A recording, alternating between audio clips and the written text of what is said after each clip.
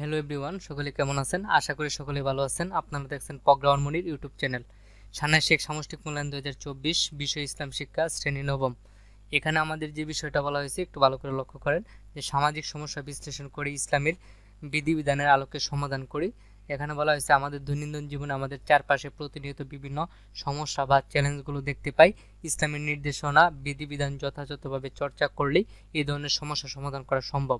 তুমি যে এলাকা অথবা অঞ্চলে বসবাস করো সে এলাকার বিভিন্ন সামাজিক সমস্যার সমাধানে ইসলামের বিধিবিধানগুলো বিশ্লেষণ করো। কাজ 1 বলা হয়েছে সমস্যা বা চ্যালেঞ্জ অনুসন্ধান। তুমি যে এলাকা অথবা অঞ্চলে বসবাস করো সেই এলাকার বিভিন্ন সমস্যা বা চ্যালেঞ্জগুলো অর্থাৎ সামাজিক সমস্যাগুলোর তালিকা তৈরি করতে হবে। এরপর আমার একজন সহপাঠীর কাছ থেকে জেনে নাও সে কি একই সমস্যা বা চ্যালেঞ্জ খুঁজে পেয়েছে কিনা। এরপর হচ্ছে এরকম একটা নমুনা ছক থাকবে, এই ছকটা আমাদের ফিল আপ করতে হবে।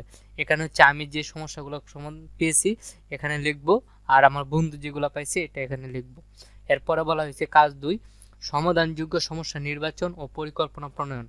তোমার এলাকায় বিভিন্ন সামাজিক সমস্যা খুঁজে পেয়েছ। এবার 4 জন সহপাঠী আলোচনা করে কাজ 1 এর তালিকা হতে একটি সমস্যা নির্বাচন করো যে সমস্যাটি সমাধান করা তোমার পক্ষে সম্ভব হবে। এরকম একটা সমস্যা আমাদের নির্বাচন করতে হবে। সমস্যাটি নির্বাচনের পক্ষে এককভাবে তোমার যুক্তি তুলে ধরো। এখানে মূলত সমস্যা সমাধানে সামাজিক গুরুত্ব এখানে লিখবো, ধর্মীয় গুরুত্বটা এখানে লিখবো। এরকম একটা আমরা ছক রেডি করব। এরপর বলা হয়েছে যে এরপর তোমরা 4 জন সহপাঠী আলোচনা করে নির্বাচিত সমস্যাটির কিভাবে সমাধান করা যেতে পারে তার একটি পরিকল্পনা তৈরি করে উপস্থাপন করবে। এখানে মূলত আমরা কি নির্বাচিত সমস্যা অথবা চ্যালেঞ্জের নাম লিখব। এরপর সমস্যা বা চ্যালেঞ্জটির সমাধানের উদ্দেশ্যটা আমরা লিখব। সময় অর্থাৎ দিন এবং মাসটা আমরা লিখতে হবে যে কতদিন লাগবে সমস্যাটা সমাধান করতে। কার কার সহায়তা প্রয়োজন হবে এটা আমরা এখানে লিখব। পরে দায়িত্ব বন্টন অর্থাৎ আমরা আমাদের নিজেদের মধ্যে দায়িত্বগুলো বন্টন করে নিব।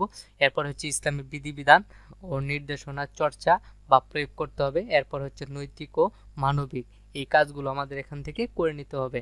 এরপরে হচ্ছে কাজ 3, সেখানে বলা হয়েছে যে প্রতিবেদন লিখি। প্রতিবেদনটা হচ্ছে কি তোমার বিদ্যালয় বা এলাকার একটি ইতিবাচক উদ্যোগ চিহ্নিত করো।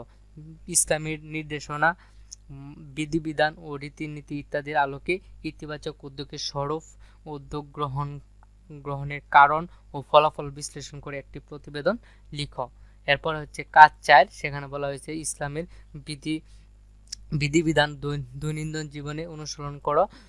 এখানে বলা হয়েছে তুমি যে সামাজিক সমস্যা বিশ্লেষণ করছো, তোমার এলাকায় বিভিন্ন সামাজিক সমস্যা চিহ্নিত, সমাধানযোগ্য সমস্যা নির্বাচন, সমাধানের পরিকল্পনা ইত্যাদি ইসলামের বিধিবিধানের আলোকে তা সমাধান করার জন্য তোমার দৈনন্দিন জীবনে কোন কোন ক্ষেত্রে পরিবর্তন প্রয়োজন তা চিহ্নিত করে কিভাবে অনুসরণ করবে তা উল্লেখ করো।